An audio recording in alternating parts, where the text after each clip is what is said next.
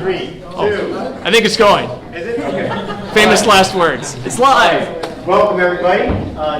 Thank you for joining us. This is the an unscheduled, scheduled Winchester NAC meeting. We usually meet on the third Wednesday of the month, but since we've had some event-based meetings, we've decided to be a little more flexible on our time. So thank you for coming out on this Wednesday, early Wednesday of the first Wednesday of October. So thank you.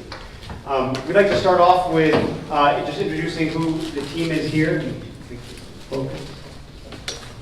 How's that? Can everyone see that okay? All right. So my name is Kurt Martin. I'm the president of the Winchester NAC. Ken Pyle is our vice president. We have over there. You got Barbara over here is our treasurer. And we have a couple open positions, a secretary position in communications. And boy, I think you mentioned you want to take the communications one? Is that oh, you didn't say that? Oh, no, I think what you said is you didn't find out about it. You didn't find out about this. You didn't think it was well messaged, I think is what you said. And that sounded like a great application for becoming our communications person. So first of all, I want to say again, I want to find, how did everybody find out about this? So I'm just going to throw out a couple of things. Email, just general email. Wait. Oh, well, I'll ask those questions while you go fix the camera. Okay, so we heard email. How about Facebook? Since hopefully we're still broadcasting on Facebook. Oh boy. Yes. Next door. Next door. Okay, so next door. Other ways. Email. Text. Oh, really? Who texted you? Oh, it is a good idea. Text. Yeah, I did a century, but obviously I messed up the face. You did. I don't know what you did. I don't know. I don't know. I'm working on it. Okay, here we go. Oh, it was still going. I think. Yeah, I'm not sure what you were doing. Yeah. Okay. I was trying to zoom in on you. Yeah. All right. The famous last words. Yeah. Don't whatever it is. Whatever that was. Don't do that again. Don't touch it. So Okay. Okay. We do have. I will hand it back to. All right.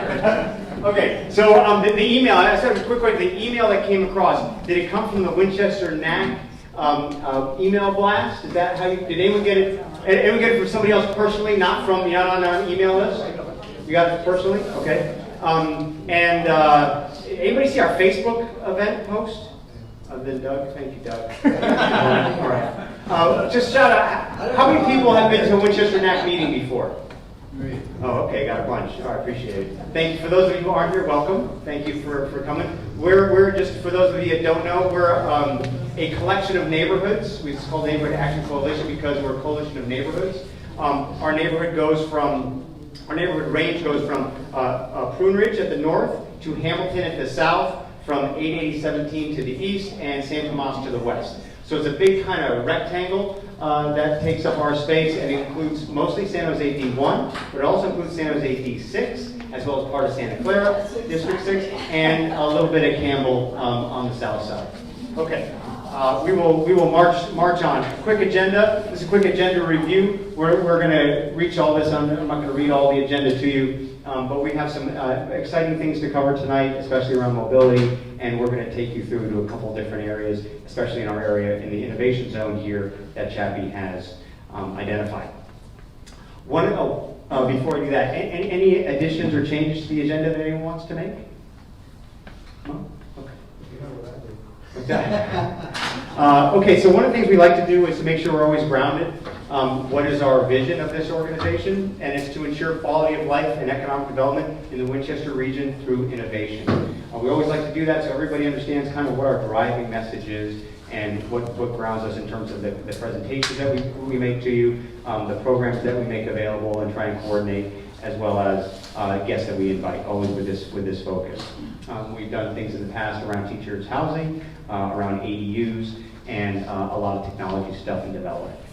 Okay, this next one, we usually have a space for council members that are involved in this area. Again, it's District 1 and District 6, so that's why you see Chappie and Deb Davis up here. Their offices are always invited to present. Everybody in their office actually had conflict tonight. You can find it one of our normal nights. And we also included Santa Clara. Santa Clara, I think Teresa O'Neill may be joining us tonight. It's, again, not confirmed. But I just want to, this is an area that allows us to make it available to anybody to present updates. Ken, you want to just chat about this a little bit, or should I just share? Yeah, this is the D1. Yeah, just go to d1decides.com to see the winning project. Yeah, D1 Decides. So this is we've been bringing this to you the last few meetings just to let you know. This is how the budgeting. The participatory budgeting, where you get to decide. I think it's $200,000. $200,000 how you want to have that spent in your district. So the D1 version. I think all of many council districts did this. So you can go to d1decides.com. It's also a Japanese e-blast that said I have right. Yeah, Chappie sent that out just recently. Yeah. Okay, so Ken, I'm going to hand this over to you. Okay, sounds good. And this kind of relates to that. One of the winners was a high school kid from Del Mar who actually submitted an art box. So that was really cool. So that was one of the winning things. There's like 25 different items on the list. This is, if anyone's interested in being involved in this, there's been a small group. This will be San Jose's newest park. It's about 1.9 acres on Payne Avenue. It's purchased and it's owned by the city. And there's a preliminary plan, and our input, we have some input to it, and basically, to continue with the phase 1 plan, which is to remodel some of the, remove some of the buildings, and then move it on to phase 2. And so, if anyone is interested in more of this, you can see me afterwards. But it's on Payne Avenue between Winchester and San Tomas. It's the old Pueblo de Dios Zion Lutheran Church, which is now a 1.9 acre park. It has the Sharks playground there already. It has a preschool, and it has a very, very vibrant community garden. So there's some great assets to start from. So that's all I had for that. Great. All right, thanks. It's really exciting to see this happen. Ken has really been a champion of this park and of this project, and to see it go from kind of what it was to potentially being just turned into a San Jose unknown to really pushing activation and community engagement is really exciting. So kudos to you, Ken. Hopefully we can get behind you and keep that going. All right, the next thing we're going to do is talking a little bit about the Winchester Ranch. There was just an engagement with Catalyze SV, which I'm just full disclosure, I'm on the board of that organization. It's a nonprofit focused on community engagement and project advocacy. This is what I'm talking about has absolutely nothing to do with that organization, so please do not associate anything we're talking about tonight with that. That's a separate discussion. I'm here talking from a Winchester NAC perspective, and what we've been talking about this site for upwards of 3-4 years, even before the Winchester Advisory Group or Stevens Creek Advisory Group started. The innovation, who's heard of the innovation zone that Chappie has been pushing or discussing? Less than half. Okay, so that's disappointing that we have less than half of awareness of the innovation zone. The innovation zone is something, just really briefly, is an area that's designated. It goes up in a little bit of Santa Clara, although it's not fully sanctioned by Santa Clara yet. But if you can imagine, kind of from the highway over to, I think it's Saratoga is where it ends, down to 280. So again, going, if you imagine from Prune Ridge along the top, kind of like top of our zone, down to Saratoga, 280, and then up to the highway, that zone. And the innovation zone that again, I'm summarizing here, so don't exactly quote me on this, but it's to encourage new technologies and companies to come out with demonstrating their technologies in this area freely and encouraging that to pilot and kind of really get these out here on the edge. So not necessarily for mass deployment, but we'll try it out, figure it out. Things may break and things may get better, and you get to a first look at some of these things, and hopefully it'll help the area grow and be interesting. And attract things. And one of the things that was announced, the Winchester NAC, just this last month in September, we held a meeting where the city of San Jose identified and had their first kind of unveiling of the new Mercedes-Bosch pilot for autonomous shuttles that they're going to be, autonomous rideshare that they're going to be unveiling later this year.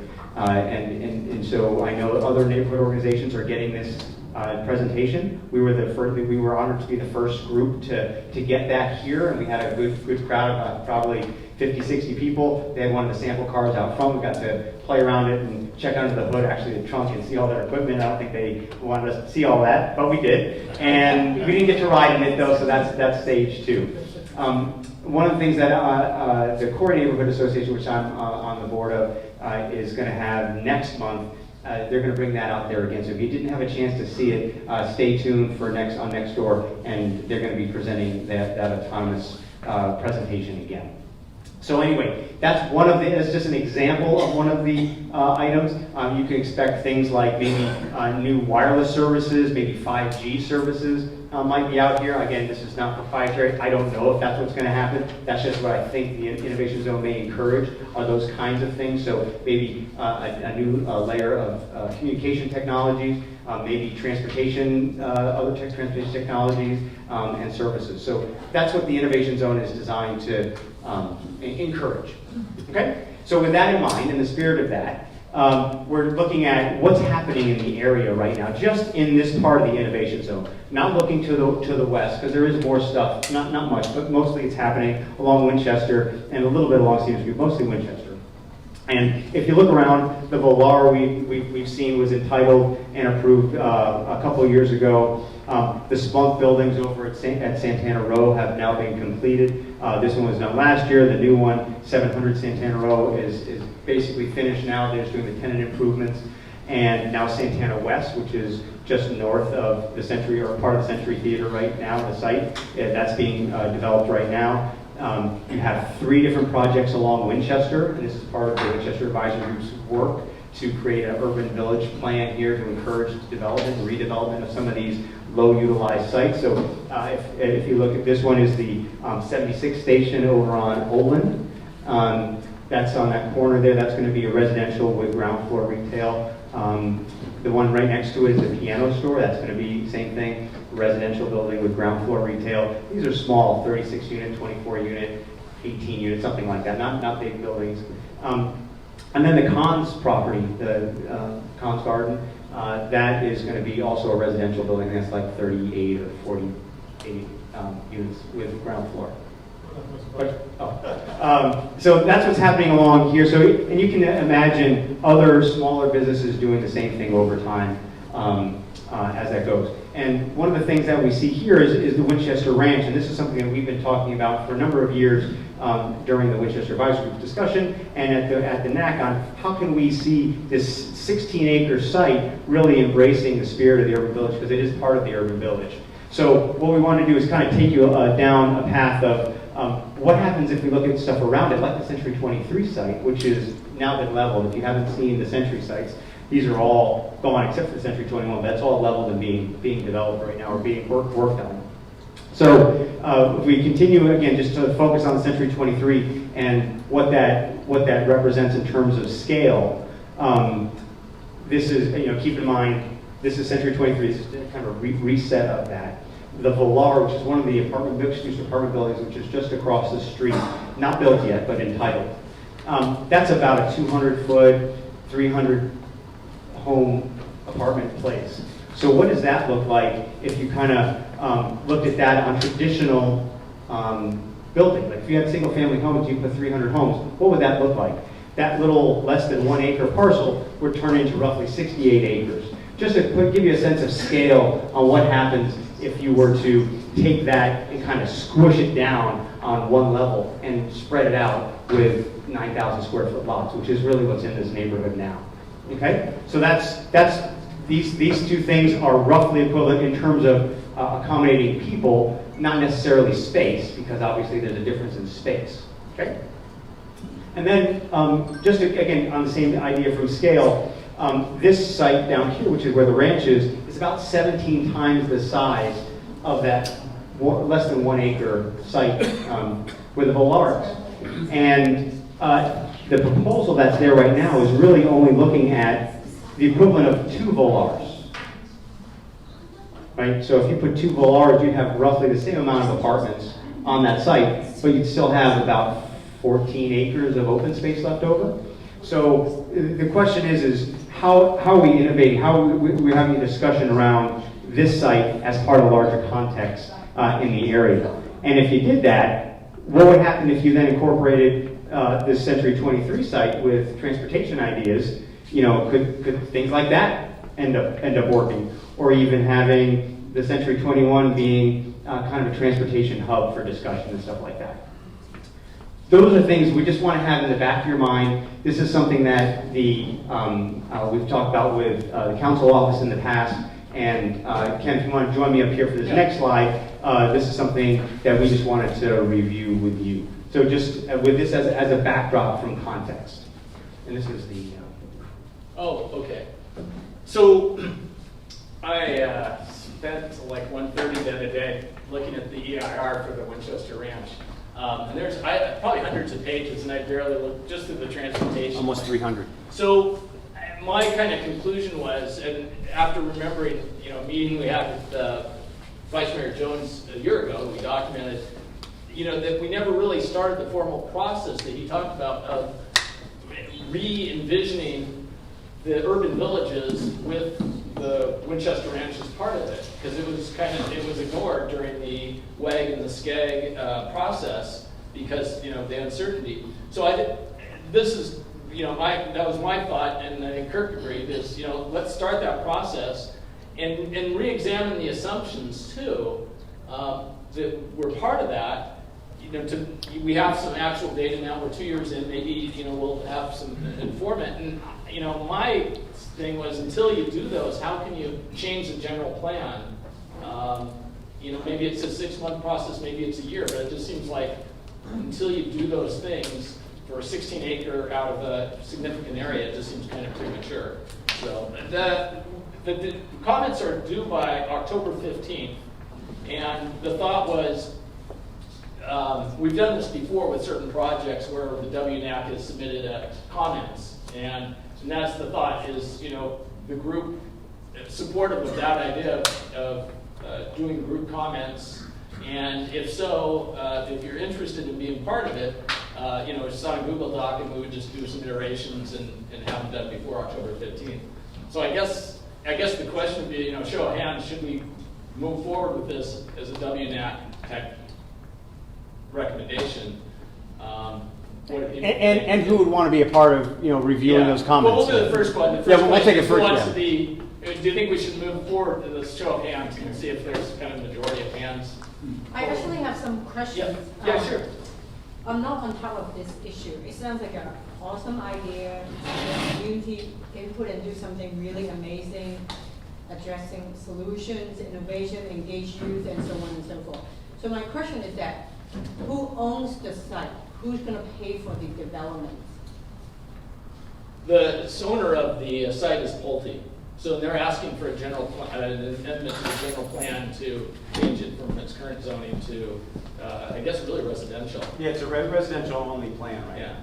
And so, and the reason we thought this was a good time to bring it up here, and the reason it came up recently, besides the fact that there was a discussion a few weeks ago talking about it, is a lot of the stuff we're talking about now, some of the new transportation and mobility strategies, depend on vibrancy and communities that are built with those concepts in mind. So are we building the right things in this area? And if so, great. If not, how can they be improved?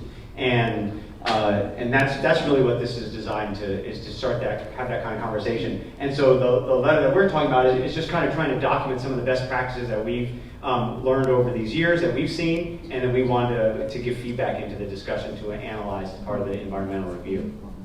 Well, I think you can't really generalize what we found out when we looked at Stevens Creek and all the long stretch, because this is really close to 280.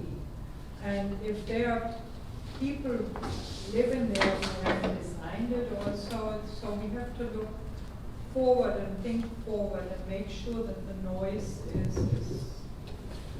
taken care of. And I think that's exactly what we're recommending, is that the first thing we do is we look at this, just like it was done with the WAG and SCAG, right?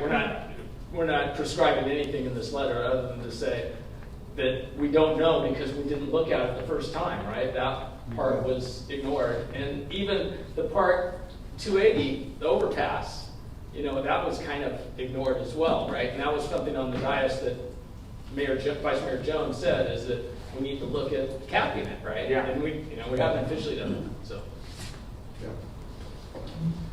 Yeah, Bob. I'm just concerned about all the negotiations that went on between the city, Puente, and the Winchester Ranch.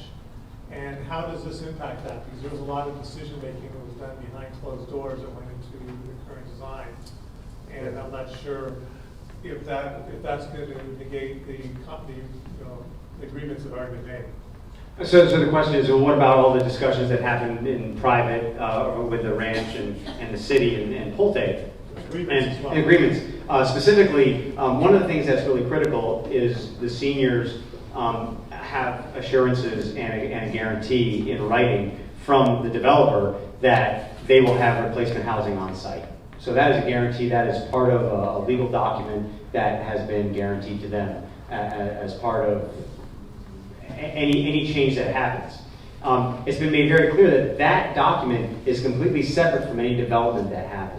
That's what was said publicly by Scott Hilk in a meeting in this room, that they are specifically not connected. And one of the things that the Vice Mayor, when we talked to the Vice Mayor Jones about this, is like, we don't really want to talk about this site until that document is in place. And then once that document's in place, then we'll talk about that. And that's kind of where we see this, is like, that document just got put in place about 2 months ago, or 3 months ago.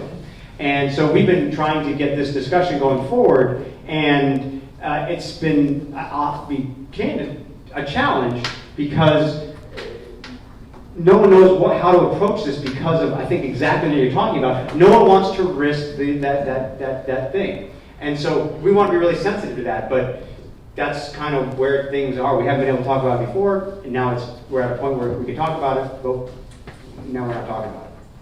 And then one more question, then we're going to wrap up, because we want to keep moving. This is not, we didn't want to take this quite this much time. So it's not really so much a question, but it's more a concern of, where the developer is at this point in time, everything that they've had to do to get to where they're at with their plans, right? And working with our immediate neighborhood, the Winchester Orchard Neighborhood Association, right? It's very important that, it needs to be understood that the developer worked with, they took the neighborhood's concerns about their designs, it seems, to heart, with trying to get a development that would get them their dwelling unit count that they were hoping to achieve, and yet being respectful of this neighborhood and not overwhelming this neighborhood. And so I think that's something that really needs to be considered by everybody, and the fact that the developers got a lot of time and money invested in their current design. And I doubt they'd be willing to consider a huge change.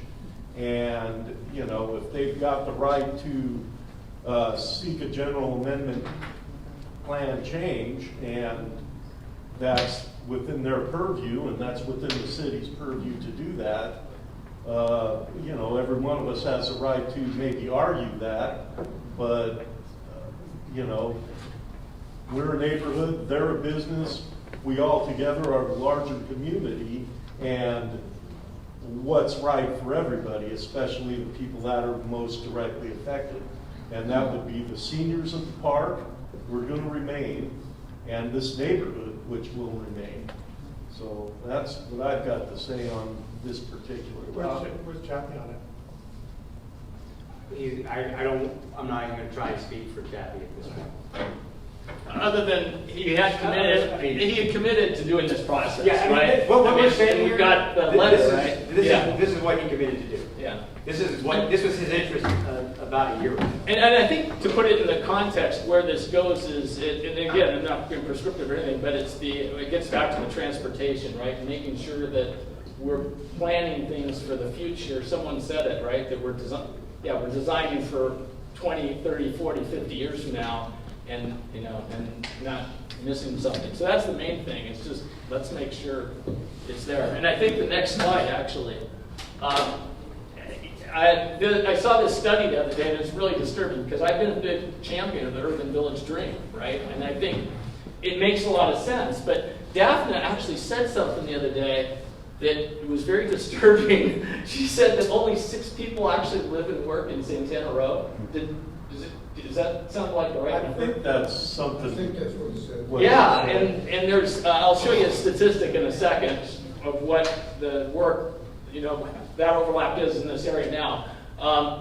But the other day I saw this study, Tom Monty, who's with Dallas Transportation, like the MTC, I think, he said, basically, density may not be enough. You need to have reasons for people to stay and work and play, right? And promoting the conviction that simply increasing the density of sporadic developments in a metropolitan region will achieve a reduction in travel is ill-founded. Travel seems strongly entangled not only with multiple physical attributes such as density and land use, but also importantly with intractable factors such as personal income, status, perceptions of freedom, household size, employment choice, and stage in life, to name a few. Usually bypass such factors, though they lie outside the realm of planning policy, could still inform planning in general by circumscribing its limits and by uncovering unforeseen opportunities. And I think what that might mean, and this is what really hit me when in that visioning center, was, like the 690 units that are there, how many people who live there are going to be able to live there and afford a salary at the Beta store, the Amazon store, and work there in retail and cross the street and go there? I don't think anyone will. So in a sense, the people, we may get some from Splunk, but the rest might be going off in other places. So we're not really increasing the people living here. And that's where I'm kind of coming from with this recommendation. It doesn't necessarily mean that the design even changes. Maybe it does, maybe it doesn't. Maybe it impacts the transportation. But this is from the Census Bureau. I actually found this a couple years ago, and it really illustrates the problem in San Jose, right? It's really a cool site. It's from the Census Bureau, and you can actually take a little quadrant, and I tried to get the WNAC area, and I think I did, but basically it says 14,927 people come in here to work. This is 2017. 17,750 go outside our area to work. So it's about 0.85 ratio, and I think San Jose is 0.81 or something, right? So very similar. But it's this overlap here, this little overlap, that's the number we want to increase. Right now, it's about 607 people live and work here. So how do we increase that number? And I think that's something that we need to really be focusing on through different policies, right? Go ahead, Chris. Well, I think with the development that's going to be going on at the Santana West site, and with the 700 building being completed at Santana Row, those are going to be higher paying jobs. They're not service worker jobs. Those are going to be more tech-oriented jobs that are going to be paying higher wages, that are going to better enable people to afford to live in this immediate area. And so as much as anything else, I would think that the drive should be towards getting those kind of jobs in here. And the only way those kind of jobs are going to come is if buildings like Federal Realty plan on building will be built and leased by big tech companies. So yeah, no, clearly that. You said something a minute ago that piqued my interest, and I want to make sure I understood it. What is the occupancy rate in Santana Row now? Oh, it's occupancy rate for residential? Yeah, residential. I don't know. The only stat I heard was that 6 people of the people who live there, which I don't know, maybe 700 or something. Probably more than that. Yeah, there's only 6 of them that actually work and live in Santana Row. They probably. So the majority are commuters. Yeah, exactly. Oh.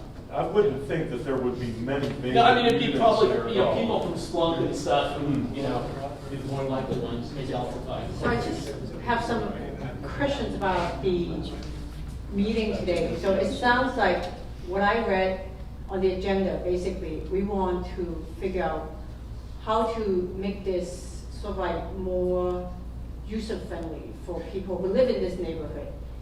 We're not really talking about housing, getting people to live and work here, because I think if that's the direction, that means we need more affordable housing for people who work in the retail. That's the majority of the worker at Valley Fair and Santana Row.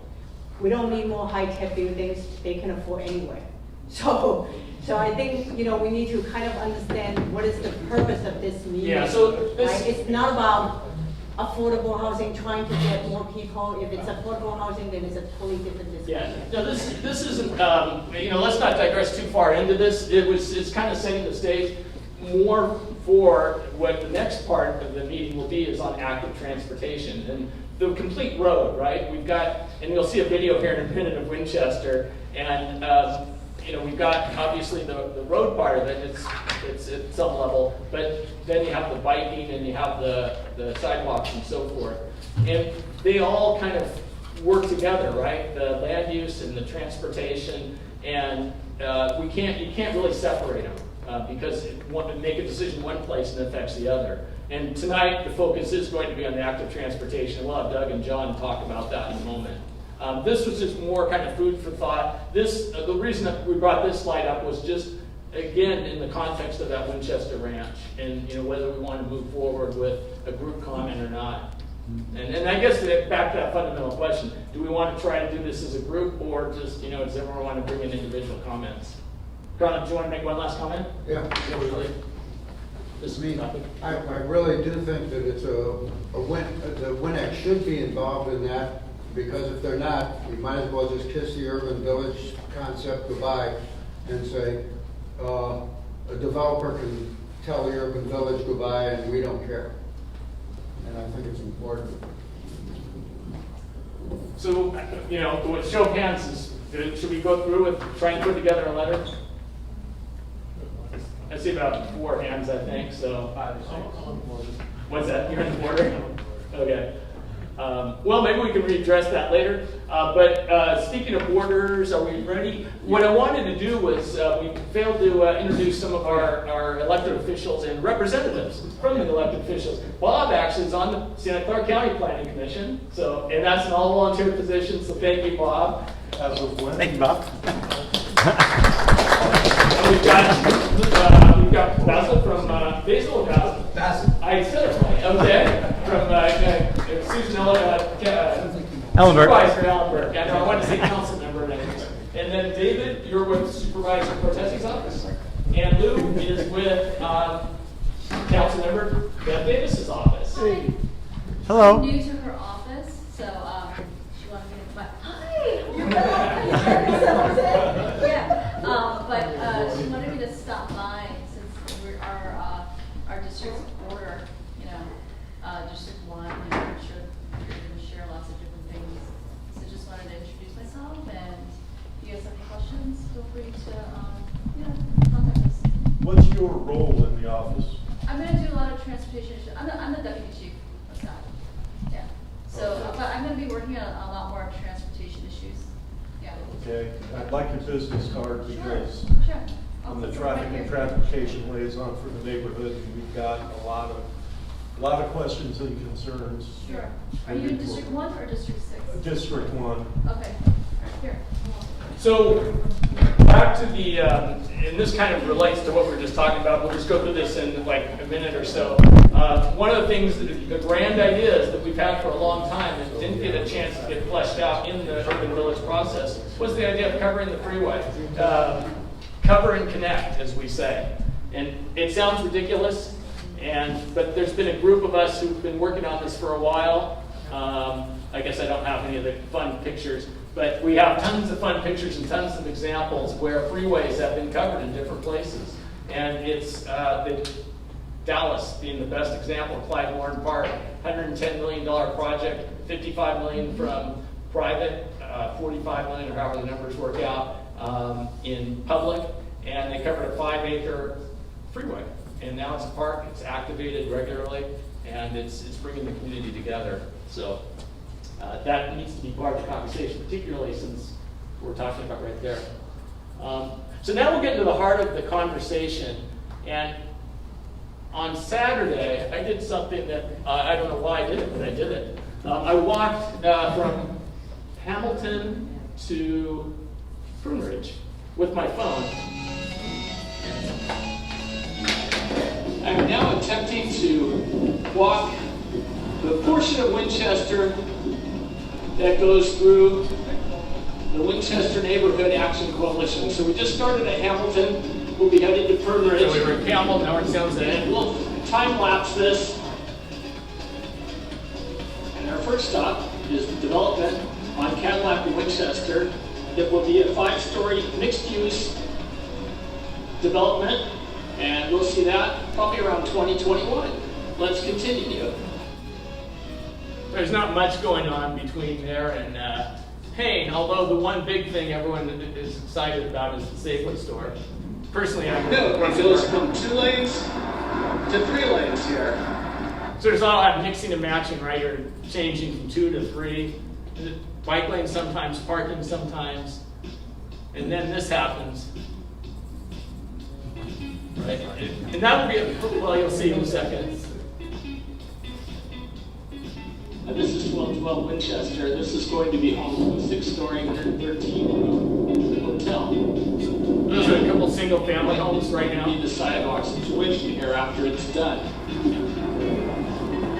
Not to mention the bicycle infrastructure. It looks like there's going to be a little lane here to the left.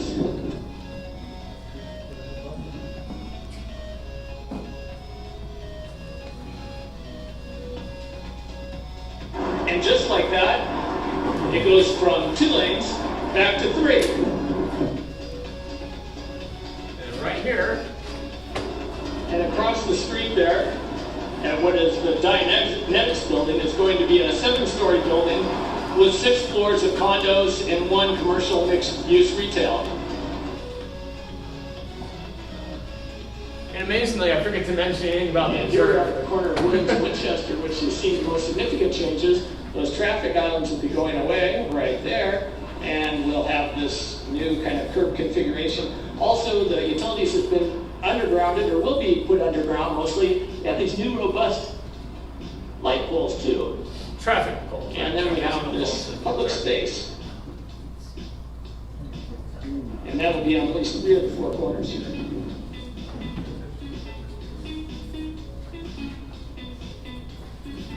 It goes to a single-family home again.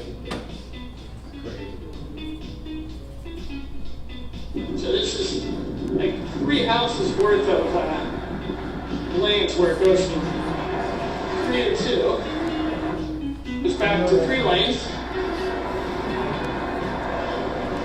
A little bit narrower sidewalk than earlier in Winchester. At least this portion of it.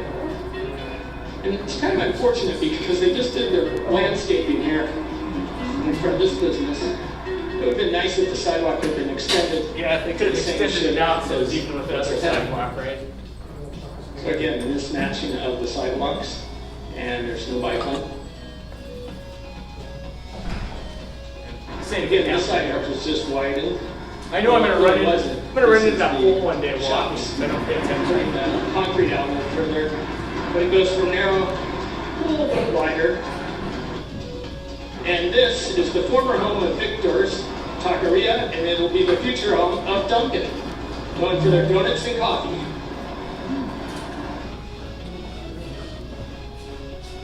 And this, the former Green Calendars, is supposed to be a 4-story storage plus caretaker's place, but it just is a parking lot for new cars right now.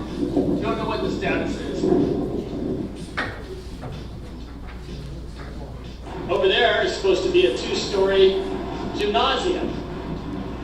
I heard Arnold Schwarzenegger is going to work out in the gymnasium. That's a garbage can and a bus stop right in the middle of the sidewalk.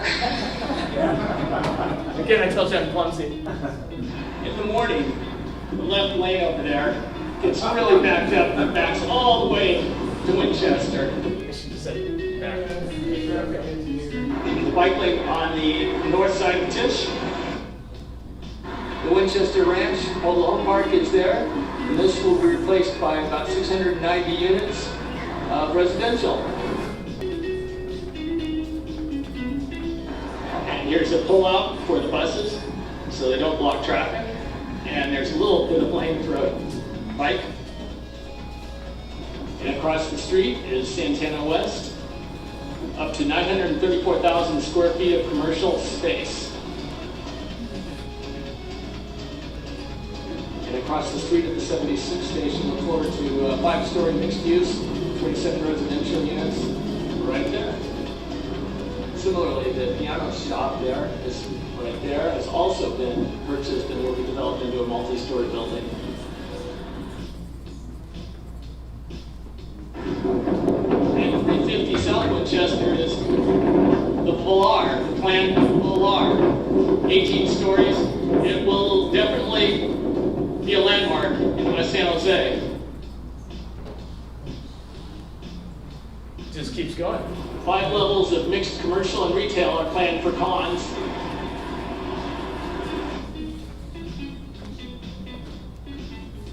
The sidewalk narrows, and we've entered into the city of Santa Clara. And there's the 6-acre Wing 6 site, the Acrehead as it's known, that will offer a mix of townhomes, residential units for seniors, veterans, and affordable housing. Almost there. And senior housing on the west side of Winchester in Santa Clara, just south of Fern Bridge. And it jumps from 2 lanes to a bunch of parking. And with that, we've done it. We've walked from Hamilton to Heading on Winchester. Thanks. I'm winded, by the way. And that'll set us up for really the meat of the discussion tonight. We're going to start off with something fun. Martin Fatooh is here from Bird, and he's going to talk just for a few minutes about the electric scooter, the mobility options that exist, and going into the future. And I think that's you saw kind of we've got this mismatch of infrastructure that's been built up over 50 or 60 or 70 years. Barbara. I'd be curious, as they have developed those single homes, the city has made them give up some of the property for sidewalks. So what single homes? What kind of single family? Winchester, Yeah. up towards Hamilton. Mm-hmm. I hope that's still in place, if that's... Well, these will be questions that John and Doug will ask. But first, Martin, why don't you tell us a little bit about yourself? And he came from San Francisco tonight, right? And Oakland, in between. Okay, well, thank you very much for coming. Thank you. Yeah, appreciate it. Well, good evening, everyone. Thank you so much for having me tonight. Ken, Kirk. My name is Marty Fatooh, Community Relations Manager, Government Partnerships Team with Bird Rides Incorporated, the e-scooter company which is proud to have been serving the city of San Jose for over a year now. So, I'd love to take a few questions. I'm just going to give a little brief overview of Bird. I usually bring a slide deck, but I really wanted to be up close and personal tonight. So, just going to be me and you guys, and happy to take any questions that you may have. So, just a little bit about Bird. So, Bird was founded in April of 2017 by a gentleman by the name of Travis Vanderzanden. Travis has always been an entrepreneur. He founded a startup company called Cherry, which used to do on-demand car wash services. Lyft ended up buying Cherry, so he went over to Lyft, made his way up to Chief Operating Officer of Lyft, went over to Uber, was also in a high-level position there. But he saw something that he was very troubled by, and that was the fact that it was all car-centric. And if you look at what's going on with our globe right now, by the way, happy California Clean Air Day today. We should have Clean Air Day every day. But one of the things is he saw there was too many cars on the road. So he came up with this concept of the e-scooter. Now we've had scooters around for a very long time, probably longer than I've been alive. When I was little, I used to ride a Razor scooter, which was those metal push scooters. This is an electric powered scooter. So we're in 200 cities around the world. San Francisco through our subsidiary Scoot, but Oakland and San Jose are our Bay Area bird markets. We did work with the city of Santa Clara, however, they have decided not to go forward with an ordinance vote at this point due to some administrative issues that are out of our control. But we're here in San Jose. We, our biggest and best partners are the folks right here, the San Jose Department of Transportation, Vice Mayor Jones, Councilmember Davis, all of their colleagues, Mayor Liccardo. From top to bottom, from the top executive levels to, the folks that are paving the roads, the city of San Jose have been great partners, and we really want to thank them. As well as, our advocacy partners, and you know who you are. So thank you for always supporting micromobility here in San Jose. So one of the things that we're really working on in San Jose, but also around the country, is, where do we meet cities? Where do we help cities? One of the things that we've seen, we've had a horrible summer, at least up in San Francisco, with car accidents. Folks, in cars hitting cyclists, pedestrians, even some scooter riders. And so we are working with cities all over the country on Vision Zero. Does anyone know, besides, I'm not going to ask these gentlemen here, what Vision Zero 2020 is? Okay, cool, couple folks. So really getting to Vision Zero around car pedestrian accidents. So what we are really working to do is how do we, use our advocacy to get the word out, to build more bike lanes, protected bike lanes, protected intersections. One of the things in San Jose that's been really helpful for our riders, and we have hundreds of thousands of riders in San Jose, and that's something we're really, really proud of. But one of the things that's really helping us in San Jose are the protected bike lanes, those buoy type candlestick looking devices in between the street and the bike lane, as well as protected intersections, which are really, really cool. So you feel a lot safer, in that intersection coordination area.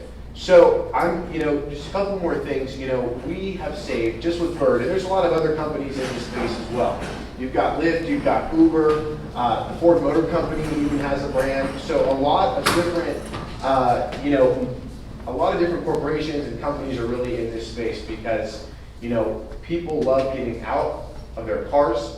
This really helps with first and last mile. So transit is a really, really big thing for us. How do we connect residential communities to transit? And that's been an issue everywhere. So, Diridon Station, that half a mile, almost a 1 mile trip to get into the heart of downtown San Jose. People were using Ubers, they were using cabs. They sometimes had to drive their cars from other places in San Jose just to get to downtown. This is one less car trip. So it's $1 to start, and it's around 29 cents a minute here in the city of San Jose. With that being said, we have a program called Bird Access. So if you receive federal, state, local government assistance, you're a veteran with an honorable discharge, we cut the pricing in half. Because we believe that it goes beyond just the marketing. It's all around transportation equity. Because where we see a lack of transportation options are usually communities that have been historically underserved, and we have seen injustice. So I'm not saying that Bird is going to solve all of our societal issues, but we want to do our part because we believe in what we're doing. But one of the big things in how we've grown, I think, is, I think originally a lot of people, and we'll be honest, we came into a lot of cities without asking for permission, asking for forgiveness later. I think that's kind of how the media put it. But at the same time, we did do that, but we've learned our lesson. So now we work with cities. We're proud to work with the San Jose DOT. Like I said, with council, we passed one of the nation's most progressive ordinances on micromobility here in San Jose, and that was back in December. And we're proud to be a permanent operator under the program through the SJDOT here in San Jose. And that goes for San Francisco. That goes for Oakland, Portland, Miami, Chicago, Paris. So we're looking to build and build and build, but the biggest part of this is listening to the community. And that's how we grow. We grow, it's all about the smart growth. So we want to hear from you. We want to hear from local merchants. Hey, Marty, the scooter being parked right in front of my business, I want people to come down here, but riders need to be a little more responsible. No problem. We have something called preferred parking, where we'll go out with a local business group or merchant group or a neighborhood association, and you will point out and we'll work together on maybe 1 or 2 areas of a block where you would think it'd be good to have preferred scooter parking.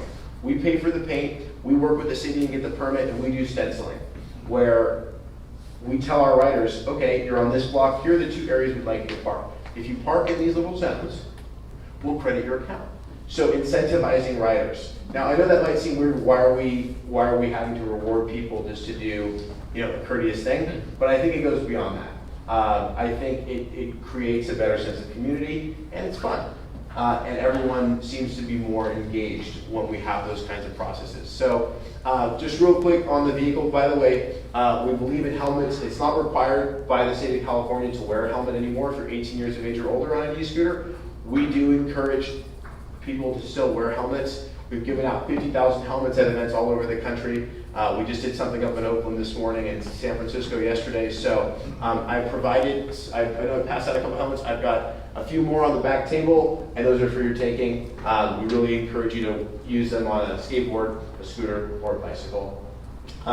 So this is the Bird 1. So the Bird 1 is our fourth generation vehicle used in most of our consumer markets. We just recently released the Bird 2. Now, I don't know if you kind of paid attention to the beginning of our launch over a year ago. The scooters were a lot smaller. They weren't as sturdy. The tires weren't as thick to handle some of those urban infrastructures that we're in. I know the DOT is working hard to fill. I think it's public. Is it Public Works?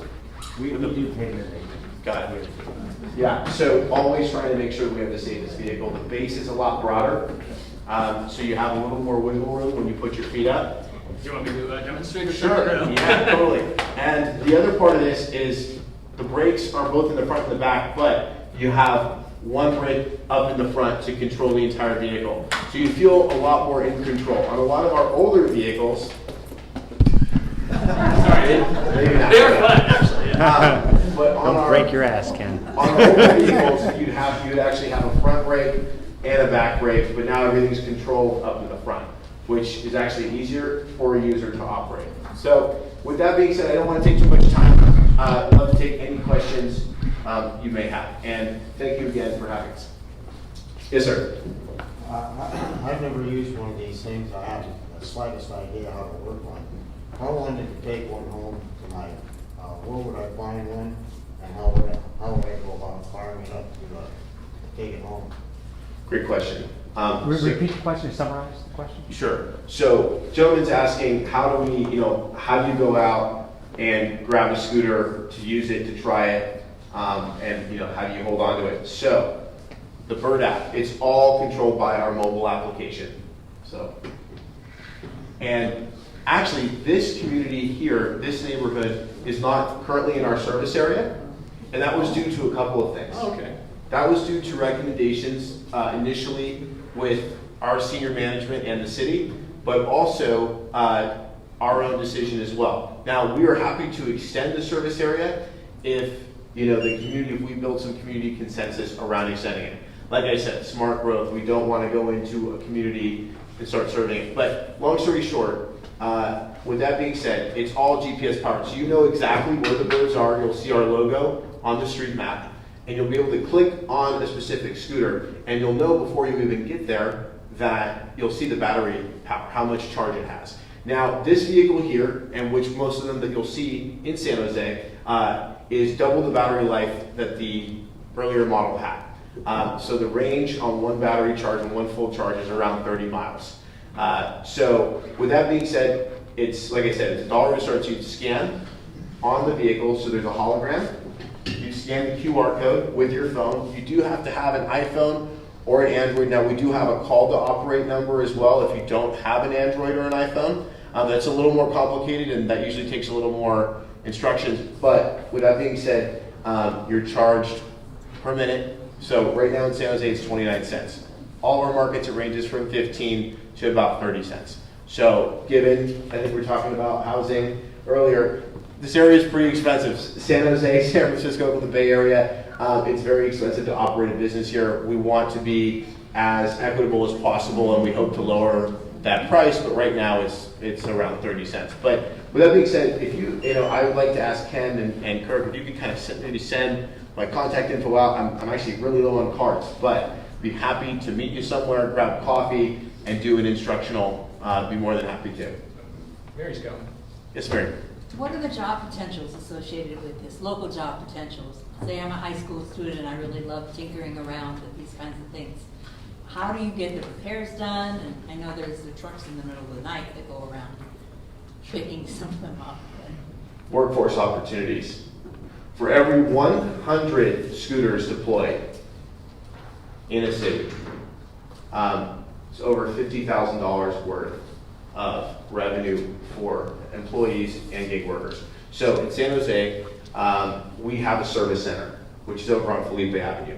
We employ 35 plus, not 35 years or older, but 35 plus people from the community as our van drivers, the folks who go out and do the operations, pick up the scooters at the end of the day, put them back out in the morning. We've got mechanics out of our service center. We have reliability associates. We have quality assurance associates who are in there always testing the vehicles before they go out to make sure it's our vehicles are in the best condition. The birds always get a bath as well, so we have bird washers. We have community ambassadors.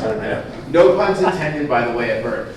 We have bird watchers who essentially are community ambassadors who go around. Who go around the city and ensure that our nests, which is where how we which we call a grouping of scooters is all tidy and neat. Which I think we all know sometimes that's always a work in progress, but we're always working to make that better. So yes, a lot of workforce opportunities. Working with young people under the age of 18 is a little complicated because we actually do not market our vehicles for minors. Most companies like ourselves, we allow riders on our platform 18 years of age or older. You have to scan your driver's license or an ID that shows that you're 18 years of age and older. Now, I think we can all agree that you've probably seen young people riding scooters. We're doing a lot of outreach in the community, especially at the high schools, around how we understand that young people need a way to get to school and maybe get to their part-time job or maybe get to practice.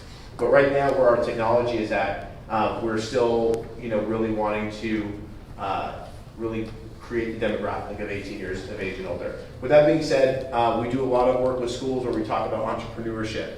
We're really trying to build out an internship program. I'm going to be speaking at a high school in East San Jose to an entrepreneurship class, a really, really cool program that's just been started at one of the local high schools.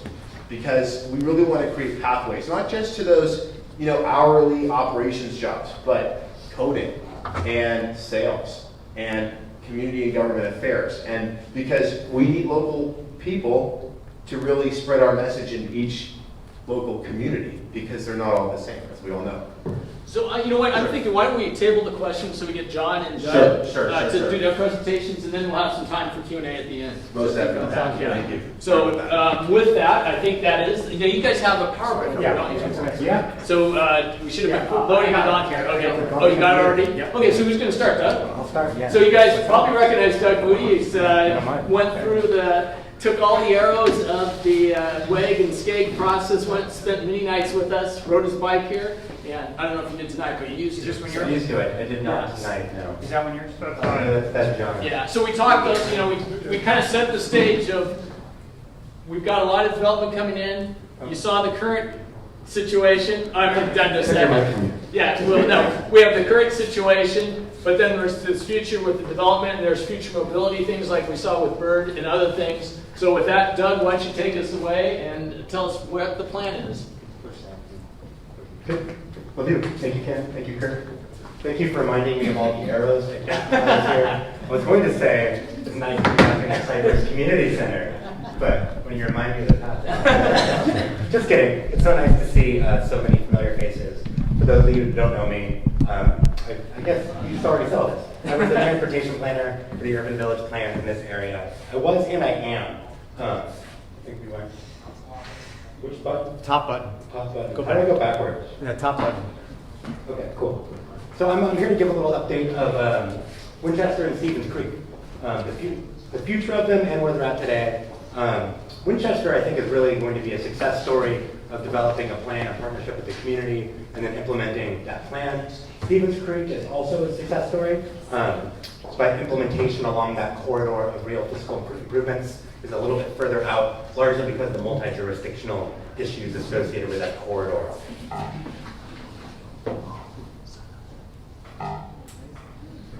There we go, cool.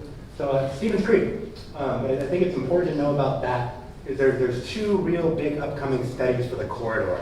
VTA has a fully funded high-capacity transit study upcoming with their consultant team picked out.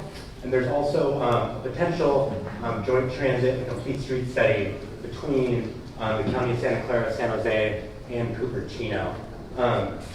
So, as I said earlier, there is some real good jurisdictional coordination happening along the Stevens Creek corridor. All the jurisdictions I just mentioned passed resolutions supporting these two studies. Well, Cupertino, Santa Clara, and San Jose did.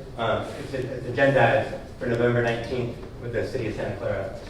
And we also released an RFI recently for Stevens Creek and Airport Connect New Transit RFI. Essentially, the tunneling technology has drastically changed in the past couple of years. So we're trying to get up to speed on what the realities of that new tunneling technology are, and there might be opportunities to more cost effectively bring modern transit solutions to one, connect the airport to Diridon, and then also from Diridon all the way down to Anza College on San Carlos and Stevens Creek.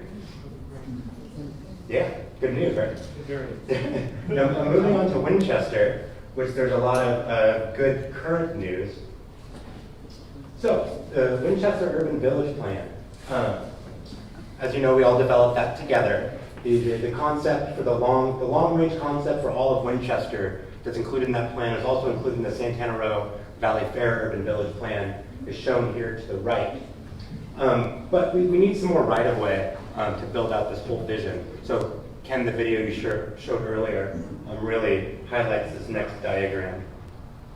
Once I figure out, there we go. So this is also the content included in the Winchester Urban Village Plan. This diagram here really shows where the right-of-way constraints are. So where the sections that are blue shows we have enough space on both sides of the street to build out that concept shown here. The concept in the red shows that there is a way to maintain full connectivity at pinch points in the corridor. And the image on the right is also included in the Urban Village Plan. And really this is the most constrained section of the corridor, and really what this says is, in the most constrained points, we can still get bike facilities the whole way through the corridor and maintain 3 travel directions in the south. You can see we have no right-of-way constraints on the west side of the street, but at some points, because we do have right-of-way constraints, it pinches down to 2 lanes like it does currently. So where are we going with this? So we've been doing a lot of work building from the urban village plans that we developed together. We've advanced this by developing drawings for three phases of Winchester Complete Streets implementation. We developed drawings for what I call phase 1, which is striping. Phase 2, which is the full improvements like the civil improvements, sidewalk build-outs, new trees, things like that we can do in the existing right-of-way. And then phase 3 is we have drawings that represent this as well, where we have constrained right-of-way as property redevelops. Where is that property required per the urban village plan to give that right-of-way so we can get that whole big, nice, complete street concept that's in the first slide I showed. So then I now have some examples really of what these drawings look like. A lot of them are very hard to read because they're for engineers, but I'd like to give an example of the type of work product that we produce. So these are drafts of what the striping plans look like. We've developed them for the whole corridor, except for the section between Stevens Creek and 280, largely because we think that section of the corridor is in the best shape currently, and its right-of-way is really set, right? There's Santana Road to the east with great big buildings we don't expect it to redevelop anytime soon, and the western part of the corridor is really constrained by the Winchester Mystery House that probably isn't going anywhere. And this is a really great near-term example of the plan being implemented. We have pavement maintenance planned. Pavement maintenance already happened. We've already repaved the roadway. And we intend to restripe in about 2 weeks. And we intend to restripe with a concept that's consistent with the urban village plans we developed. Other way. And then the phase 2, we've also developed drawings for phase 2, which is, as I said, it's all improvements within the existing right-of-way. The drawing on the left represents the drawing that the engineers look at. For this particular improvement, we also made some drawings that are more easily digestible, as represented on the right. So same concept, same section of roadway. This one's for engineers. This one, we had the designer paint this version of the plan using Illustrator to make it more accessible to the public. So if we ever need to have a conversation about what we're thinking about building on Winchester, the one on the right is what we talked about. And then we've also developed drawings for phase 3. And a lot of what this captures is where there is right-of-way constraints, exactly where to does the development need to be pushed back to get the to be able to have space for the whole concept in the roadway. We're also getting the wide sidewalks specified in the Winchester Urban Village Plan, which are 20 feet, which is important. If you see Ken's video, you can see the sidewalks are quite narrow in some places. So where are they? You can see this pink version of pink, which is probably hard to see, is the wide sidewalk. But this lighter section of pink in the roadway is where the curb, this is where the curb currently is. You probably can't see that, but that's where it needs to be moved back to. And that's what our engineers reference when developments come forward. This is what the roadway needs to look like for the urban village plan. So where is that on Winchester? This would be, this is Winchester and Williams. That's Williams right there. So Williams here, right? So it should show a slightly constrained right-of-way just to the, I didn't check the Williams part, but I did check near, what is this? This is Green Tree and right above Green Tree. Do we know what's right above Green Tree? But you can see the Green Tree constraint right here in red, and this is Green Tree here. And so on either side, we have that the curb needs to move back in that section of the roadway. Whenever you're ready for questions, Okay, good. I'll just finish off. I'm almost done, and then we'll do some questions. And then also, I'd just like to mention that what I talked about tonight was simply Stevens Creek and Winchester. We're also working on doing similar work to follow up all the urban village plans, right? Advancing the concepts included in the urban village plans in West San Jose, adding more detail, making them more implementable, making sure that which we build is consistent with the plans. And we're doing that for all 5 adopted urban village plans in this area: Stevens Creek, Winchester, Santana Row Valley Fair, West San Carlos, and Bascom. This drawing, so we've done a lot of work internally already, but we want to advance that work to the status that we're at right now for Winchester, just with a lot more engagement. So this is an exhibit that we're including in a grant application that we are submitting within the next month to really do that Winchester style of work with more engagement for the whole West San Jose urban village, Cinco Village area. And that's all I got. So with that, thank you, and I'm open to questions. So one of my concerns with restriping efforts is that along wherever there's a center median island, that the lanes are separated from that island in some cases to a quite wide degree, and that the lanes are narrowed, which is what the city's going to do. But why would the city narrow the roadway up against the median island on the left and make that unusable pavement, taking up room that could be a bicycle buffer zone? To me, that makes no sense to take away usable roadway on the left and encroach further on, eliminate usable pavement as a bicycle buffer area. Do you follow that? Are you saying that the lane near the median is too wide, or the lane near the curb? No, I'm saying that the striping that gets put in, instead of being directly up against the median island, gets separated from the median island, in some cases, that much distance, where if it was laned all the way to the median island, that difference could be made up in a bicycle buffer zone. Why would the city take away that space on the left and encroach it on the right, closer to pedestrians and the bicyclists? I'm not sure I'm the right person to answer the question. Well, John might be able to. He deals with this on a more regular daily basis more than I do. So I'm John Brazil. I also work in the city's Department of Transportation with Doug. Doug and I are planners, so we're not traffic engineers. So traffic engineers would be able to give you an official answer. I'm giving you my unofficial guesstimate based on us working with traffic engineers. And there are a couple things I know of. One is that, which I don't think applies to your example, there are state rules about they have to, when there's a raised median in the middle, make sure the stripe is like 6 inches off. But that's not what you're talking about. You're talking about what's way away from the median. And I'm only guessing, but I also know that traffic engineers are required to, especially on streets that have a higher speed posted. I don't know what it's posted, 35 or 40. Winchester's 35. 35. So people are doing 35 or 40. And when the speed's higher, traffic engineers have to plan so that the road doesn't suddenly jerk in and out. And so there are probably places for 100 feet where we could shift the lane over a little and then have a bike lane for 100 feet. But then the next 100 feet, it would shift again, and that's not something that our engineers are comfortable with, lots of shifts. So that's only my speculation. We're not traffic engineers, that's my disclaimer. But there you go.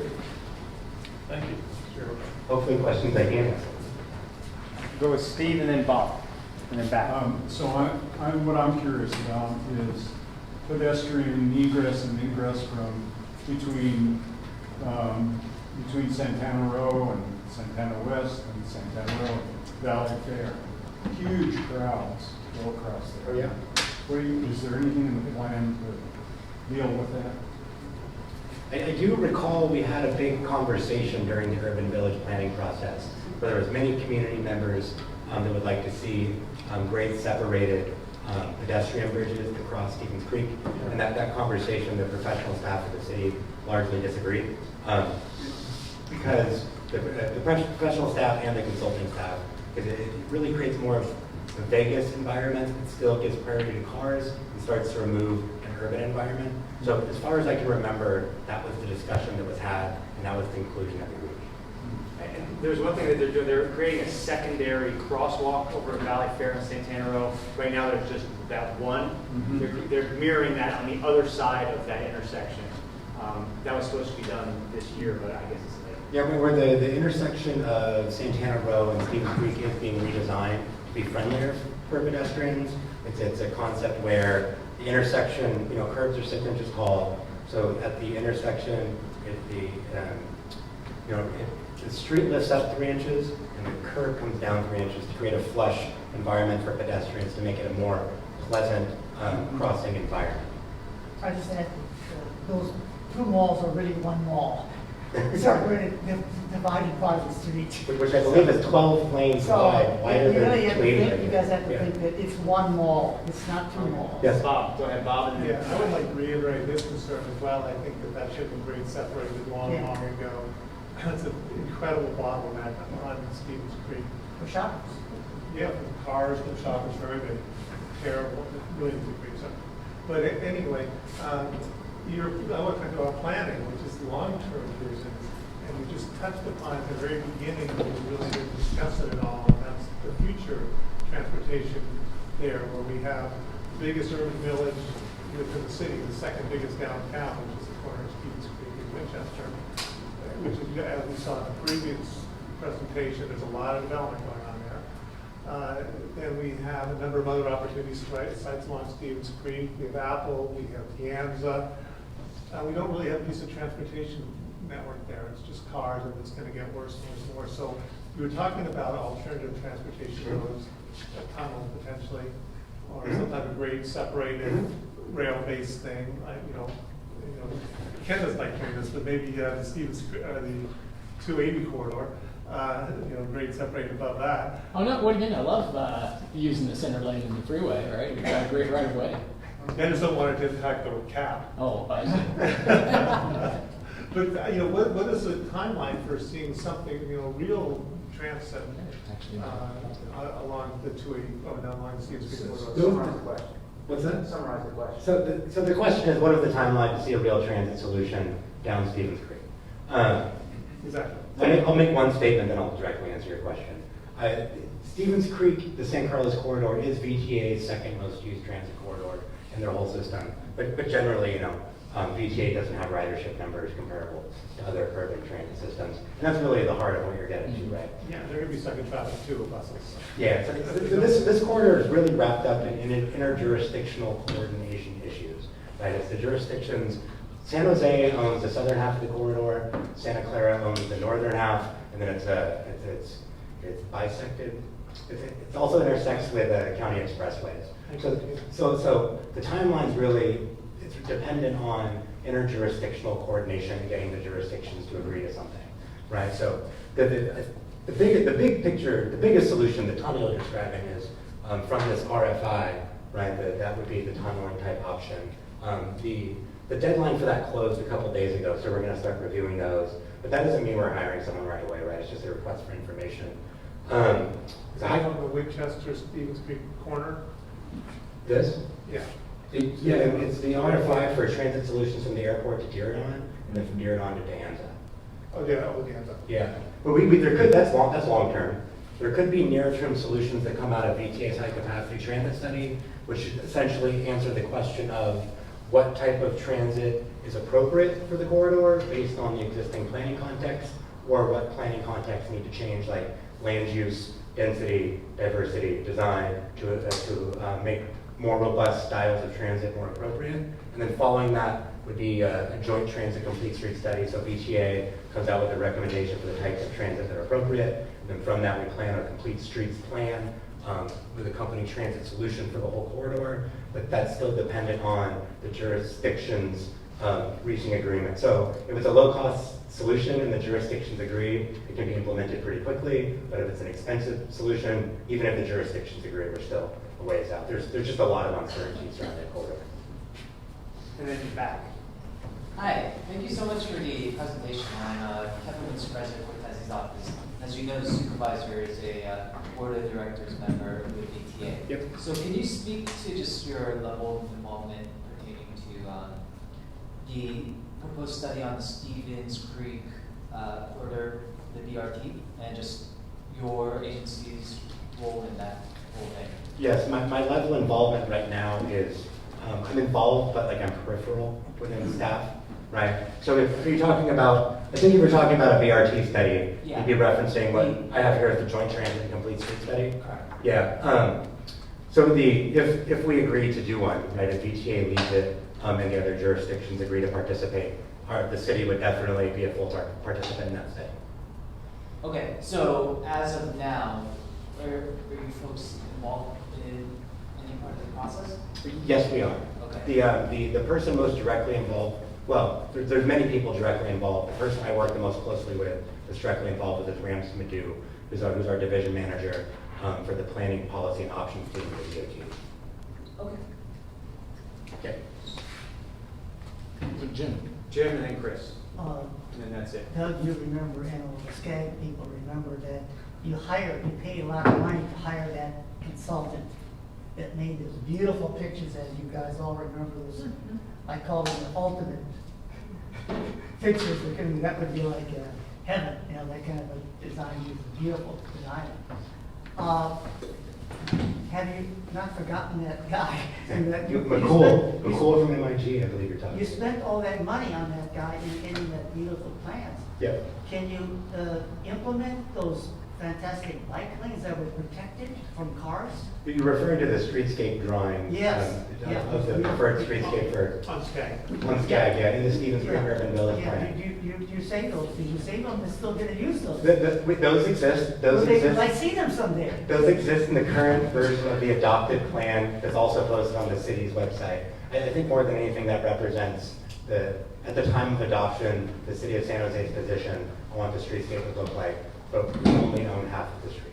Right, but what you do own, would it look like those protected bike things on our side? I think at this point that would be determined via the complete street study.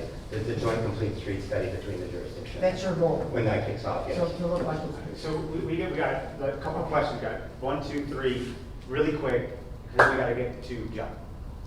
Real quick.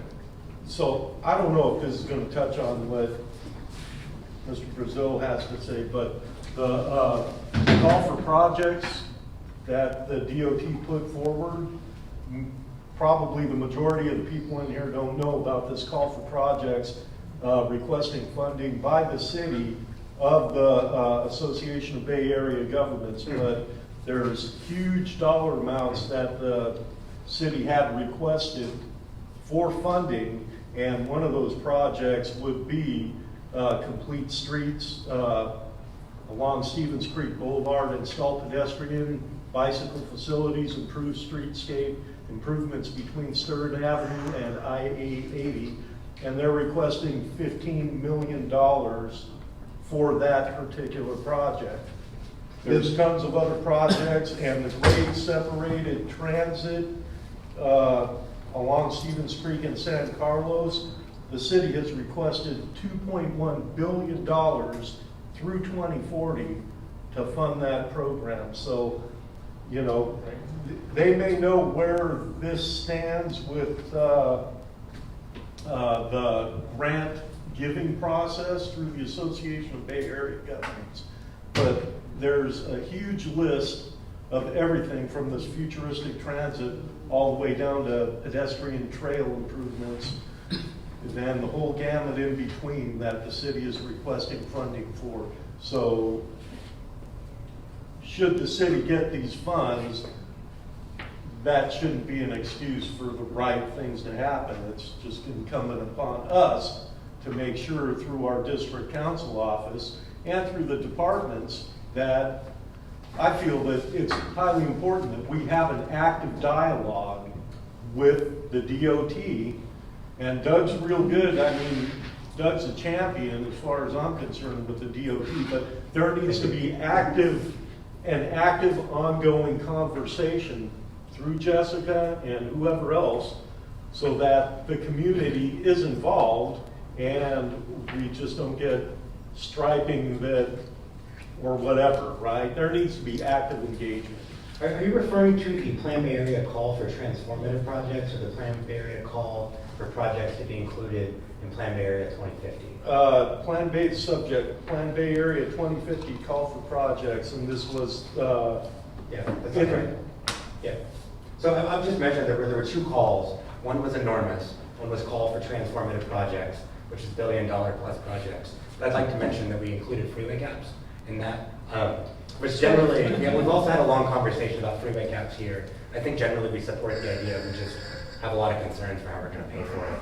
But we did submit that.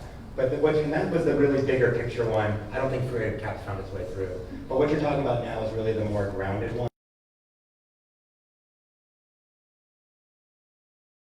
Between now and 2050 for transportation improvements, BMTC, and what that money be allocated for, which also has a strong relationship with the BTP 2050 update. So there's a long process between that submission of projects and them actually being funded and becoming reality, but the wheels have started in motion. These two, and that's it. So I'm not familiar with all that and requests for money, but just as a resident of the area, if buses, sounds like are being discussed on Winchester and Stevens Creek, will be stuck in traffic, is there any long-range plan for light rail or anything that would not be stuck in traffic? To go Stevens Creek, that area that you suggested, and Winchester also to move lots of people instead of cars? Not at this point. There's some. Oh, the question was: are there any plans for light rail or other type of dedicated lane or grade separated transit on San Carlos, Stevens Creek, and Winchester? Light rail is not currently in the plans. There is BTP 20.